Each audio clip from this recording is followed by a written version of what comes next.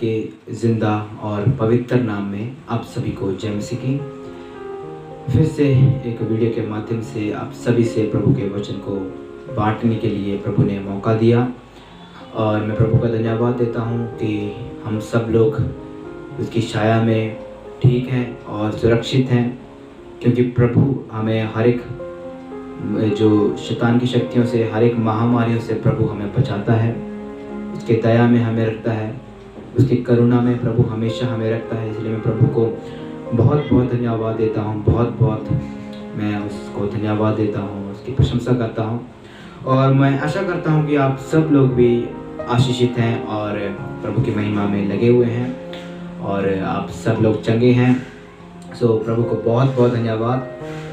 पिछले एपिसोड में हमने जो यहोशुआ की पुस्तक के बारे में डिस्कस किया था, यहोशुआ की फुल हिस्ट्री और यहोशुआ के बुक के अंदर जो भी लिखा हुआ, जो लिखी हुई बातें हैं उसको हमने डिस्कस किया था। आज हम अगली किताब पढ़ेंगे जो है न्यायों की किताब, यानी कि जजेस की किताब को हम आज जो सीखेंगे, समझेंगे, पढ़ेंगे और इसमें देखेंगे कि क्या क्या बातें लिखी हुई हैं और क्या क्या प्रभु हमसे कहना चाहता है इस वचन से, इस बुक से। सो बढ़ेंगे आगे। Author and name of the book. Okay, इसके पहले हम लेखक के बारे में जानेंगे। ज़्यादातर जो लोग हैं न्यायों की किताब के बारे में इतना नहीं जानते, जो न्याय को कम पढ़ते हैं, क्योंकि इसमें जो लोग इतना इंटरेस्ट नहीं लेते। आजकल के जो प्रीचर्स होते हैं वो ज़्यादातर से न्यू टेस्टामेंट से जो प्रचार करते हैं, प्रीचिंग करते हैं, लेकिन जो ओल्ड टेस्टामेंट को, जो पुराने नियम को बहुत कम लोग पढ़ते हैं, बहुत कम लोग सीखते हैं। तो ज़्यादातर लोगों को ऐसा नहीं पता कि न्यायों की किताब किसने लिखी है। तो मैं आपको बता दूं कि जो माना जाता है कि शमूएल नबी ने इस जो किताब को लिखा है, न्यायों की किताब को लिखा है। पर जो ज़्यादा मेजॉरिटी मिली हुई है वो क्या है कि जो ये शमूएल ने इसके जो लिखे हुए जो क्या बोलते हैं लेटर्स को इकट्ठा करने में शमूएल ने हेल्प की है। यानी कि लिखा किसी और ने है, तो शमूएल ने क्या किया है, इसको असेंबल किया है, इसको मिलाया है, मेल जोल किया है इन सभी का। और इसमें है जैसे कि नाथान नबी है और गाद है, और ये सभी ने क्या किया है, इस सभी में हाथ बटाया। आप पढ़ सकते हैं पहला इतिहास उसके 29 में ये बात लिखा हुआ है कि जो शमूएल ने भी इसको लिखने में मदद की है, पर हमें इसका पूरा पक्का नहीं पता कि शमूएल ने लिखा है। परंतु इन तीनों का जो प्रॉफिट, जो शमूएल और प्रॉफिट नाथान और गाद, इन तीनों का जो रोल इसमें आया है कि इन सभी को असेंबल करने में, इसकी एडिटिंग करने में, मतलब क्या है, इसको पूरी रीति से एक रूपरेखा देने के लिए इन तीनों का जो काम प्रभु ने दिया था और इन्होंने वो किया। तो ये बात आपको पता लगी हुई, क्योंकि इसका ऑथर हमें पूरा भी जो पूरी रीति से हम पक्का नहीं कह सकते, हम श्योर नहीं कह सकते, पर हम कह सकते हैं कि शमूएल नबी ने ही इसको लिखा है। दूसरी बात हम देखते हैं कि जो जजेस को इब्रानी भाषा में हम बोलते हैं शोफेतिम।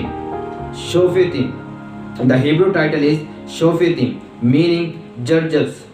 और जजेस को हम, न्यायी लोगों को हम और क्या बोल देते हैं, रूलर्स, राज्य करने वाले। दूसरी बात है सेवियर्स, यानी कि मुक्तिदाते। और it's also means liberating and deliverance. मतलब क्या है, जो ये आज़ादी का एक शब्द है।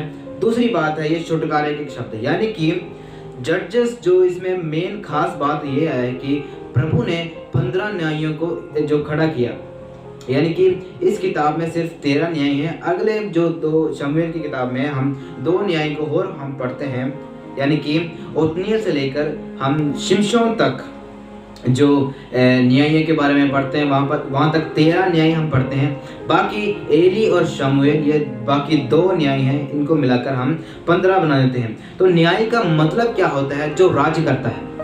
प्रभु ने इन सभी को नियुक्त इसलिए किया कि वो इजराइल लोगों पर राज करें, इजराइल लोगों को छुटकारा दे, क्योंकि उस टाइम मिद्यानी लोग, फिलिस्ती लोग, यबूसी लोग, ऐसे जैसे जो आंड गुआंड के जो लोग थे, वो क्या करते थे, इजराइल की फसलों को, इजराइल की जो भी ब्लेसिंग को वो चुरा कर लेके जाते थे।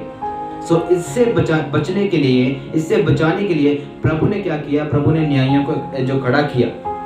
उनका जो मतलब ये था वो रूल करें, वो एक सेवियर यानी कि मुक्तिदाता के रूप में आए। मतलब क्या है, मुक्ति करने वाले यानी कि शैतान के हाथों से छुड़ाने वाले वो सिद्ध हुए। और इसका जो दूसरा मतलब हम निकाले, एकदम सरल मीनिंग निकाले, तो हमें पता लगता है कि लिबरेटिंग एंड डिलीवरिंग यानी कि आज़ादी देना और छुटकारा देना। इसी रीति से जो न्यायी लोगों ने क्या किया, इजरायली लोगों को छुटकारा दिया। ओके, हम ये देखते हैं कि इस बुक का नाम न्यायियाँ क्यों पड़ा, यानी कि why this book get its name as जजेस, यानी कि न्यायियों के रूप में, मतलब न्याय जो नाम है इस बुक का नाम क्यों पड़ा। तो हम देखते हैं, the book gets its name from the number of leaders called जजेस whom God raised up to deliver Israel from their oppressor, यानी कि जो न्यायियों की किताब दूसरा अध्याय इसकी 16 आयत में लिखा है, then the Lord raised up judges who delivers them from the hands of those who plundered them, यानी कि क्या इसमें क्या लिखा है कि प्रभु ने न्यायियों को खड़ा किया ताकि वो इजरायली लोगों को छुटकारा दे सके, उनको बचा सके, तभी इसका नाम न्यायियाँ पड़ा।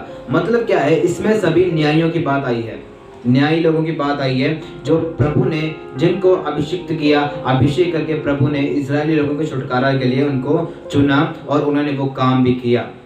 जैसे हमने पहले पढ़ा कि इनको जो शोफेतीम कहा जाता है, इब्रानी टाइटल है इसका शोफेतीम, यानी कि जजेस जो रूल करते हैं, जो मुक्तिदाता है और जो आज़ादी देने वाले हैं और जो छुटकारा देने वाले हैं, और इसीलिए इसका नाम जजेस पड़ा, क्योंकि अल्टीमेटली गॉड वाज इजराइल जज, यानी कि प्रभु ऑलरेडी एक जज था, लेकिन इजराइल लोग क्या मांग रहे थे, हमें एक सच्चाई धार्मिकता का काम करने वाला हमें एक जो क्या बोलते हैं एक बादशाह चाहिए, एक न्यायी हमें चाहिए। तो प्रभु ने क्या किया, उनके बीच में से ही जो 13 न्यायियों को खड़ा किया, उसके बाद बाकी 2 न्यायी हम पढ़ते हैं आगे।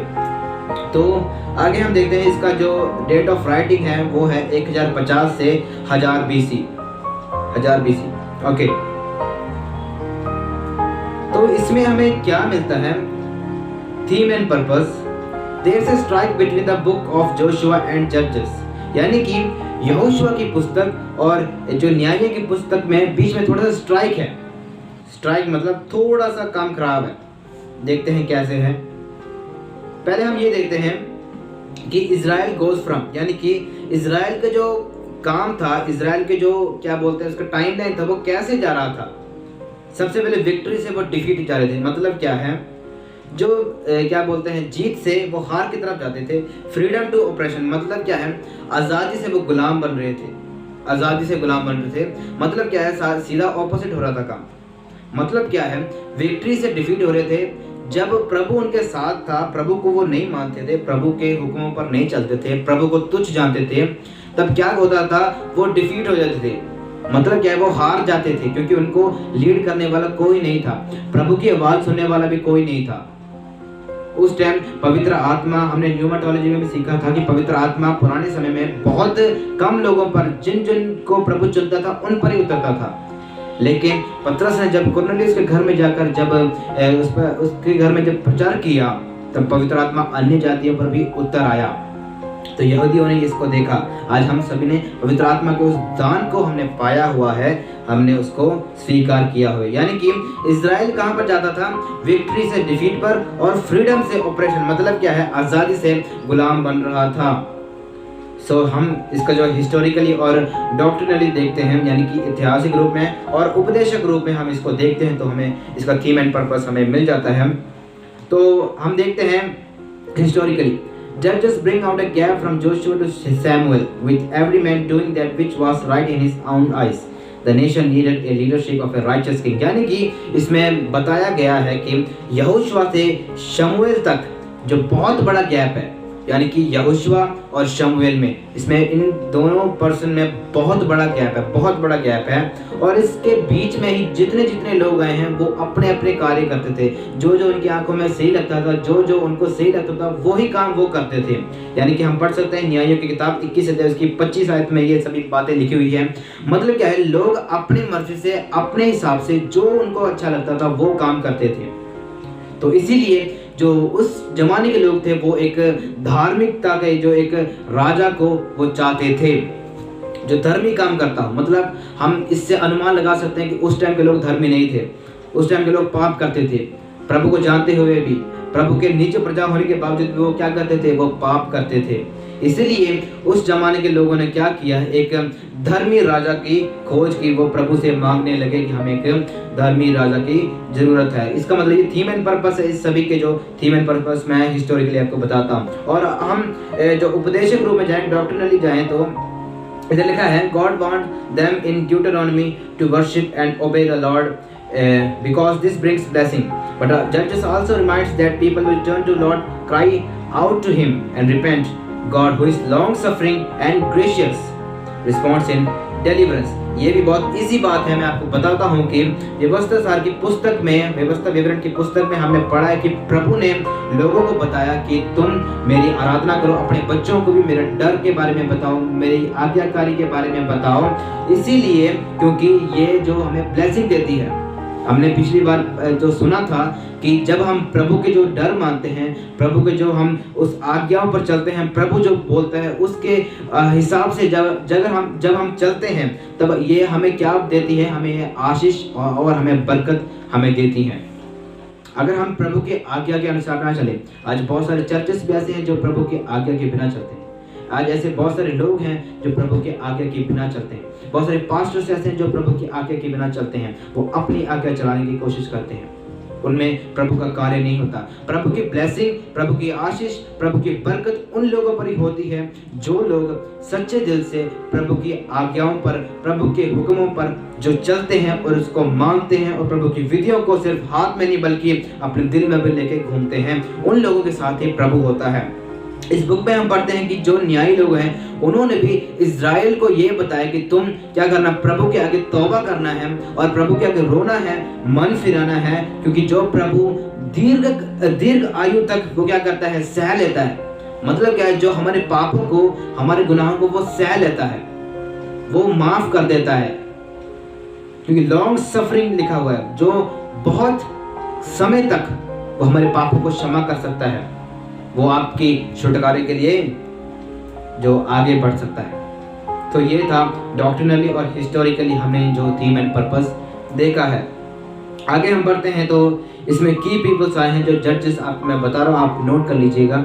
इस पूरी बुक में जो इनके बारे में ही लिखा हुआ है, न्यायों के बारे में ही लिखा हुआ है। तो प्रभु ने 15 न्यायों को जो खड़ा किया था, जो इस इजरायली लोगों की छुटकारा के लिए। हम पढ़ते हैं पहले ओत्निएल, दूसरा एहूद, तीसरा शमगर, देबोरा, बाराक, गिदयोन, तोला, याईर, यिफ्ता, इब्जान, एलोन, अब्दोन, सैमसन, एली और शमूएल। यानी कि एली और शमूएल को छोड़कर बाकी 13 जो लोग हैं, 13 जो न्यायी हैं, वो इस न्याय की किताब में पाए जाते हैं। और एली और शमूएल सीधे शमूएल की पुस्तक में ही आते हैं। ओके, इसमें जो बेस्ट जजेस थे, बेस्ट जिनको माना गया है, वो है देबोरा एक जो प्रोफेटस है, और दूसरा गिदयोन है और सैमसन है। यानी कि आप गिदयोन की हिस्ट्री भी जानते हो। गिदयोन को प्रभु ने अभिषेक किया, गिदयोन को प्रभु ने मसा कर जो मिद्यानी लोगों से लड़ने के लिए प्रभु ने इसको इस्तेमाल किया। इसी तरह शिमशोन को भी प्रभु ने इस्तेमाल किया, हजारों फिलिस्तीनियों को मार गिराने के लिए शिमशोन को प्रभु ने इस्तेमाल किया। और देबोरा को भी प्रभु ने इस्तेमाल किया, वो एक लेडी थी, प्रोफेटस थी, प्रभु ने उसको भी इस्तेमाल किया। इन तीनों को बेस्ट जजेस माना गया है, बेस्ट न्यायी माना गया है। ओके, हम देखते हैं अभी क्राइस्ट एज सीन इन जजेस, यानी कि न्यायों की पुस्तक में मसीह का प्रगटाव हम देखते हैं। तो यहाँ पर हमें पता लगता है कि जो न्यायी आए थे, जो न्यायों के जो हम पुस्तक में पढ़ते, जितने भी न्याय जो आए थे, उन सभी ने ये काम किया जो लोगों को मुक्ति देने का, लोगों को छुड़ाने का, लोगों को बचाने का काम किया। इसी रीति से हमें ये पोर्ट्रेट मिलता है कि मसीह भी इसीलिए आए कि हम लोगों को बचाने के लिए। यानी कि जो जितने भी न्याय आए थे वो सभी लोगों ने किसी को मारने के लिए नहीं आए, बल्कि लोगों को बचाने के लिए आए। किन लोगों को? इजरायली लोगों को बचाने के लिए आए। लेकिन प्रभु यीशु मसीह जो आए हैं वो पूरी दुनिया को बचाने के लिए आए हैं। तो ऐसे में पता लगता है कि जो मसीह है न्यायी के रूप में भी प्रकट होता है। यानी कि न्यायियों का काम क्या था?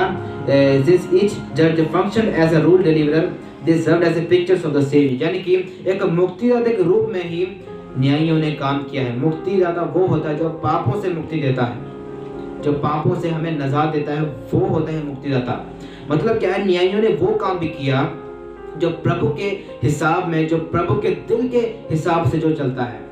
यानी कि लोगों से तौबा करवाई, लोगों को प्रभु के सामने किया, लोगों को बोला कि तुम प्रभु को मानो, यहोवा को मानो, और उसके सामने झुको। और दुश्मनों से उन्होंने लड़ा और मिद्यानों को हराया, फिलिस्तियों को हराया। प्रभु ने उन सभी को इस्तेमाल किया और इजरायली की एक मुक्तिदाता के रूप में न्यायियों को प्रभु ने इस्तेमाल किया। इसी रीति से हमारी मुक्ति के लिए, हमारे पापों का निजात के लिए पिता परमेश्वर ने अपने पुत्र प्रभु यीशु मसीह को दुनिया में भेजा और वो हमारे लिए मरा। आज भी वो प्रभु जिंदा है और हमने आज पापों से निजात पाई है, हमने पापों से छुटकारा पाया है। So it is all about the जजेस, यानी कि ये सभी बातें न्यायियों की पुस्तक में हमें मिलती हैं। तो ये हमारा जो ख़त्म हो गया सेशन, और बहुत अच्छा था, बहुत स्पिरिचुअली मोमेंट था। और न्यायियों की पुस्तक बारे में इतना ही, बाकी हम आगे सीखेंगे, समझेंगे, और प्रभु सहायता करे आगे भी हमें पढ़ने के लिए, सीखने के लिए। तो प्रभु आप सभी को आशीष करे और ख्याल रखें अपना, इस जो भी महामारी चल रही है सभी से बचे रहें और घर में रहें और प्रभु की महिमा करते रहें। जो भी गवर्नमेंट्स बोलती है उसके हिसाब से चलते जाएं, जो जो नियम आपको दिए गए हैं उसको माने, उसके हिसाब से चलें। प्रभु आप सभी को आशीष करें। मिलते हैं अगली वीडियो में।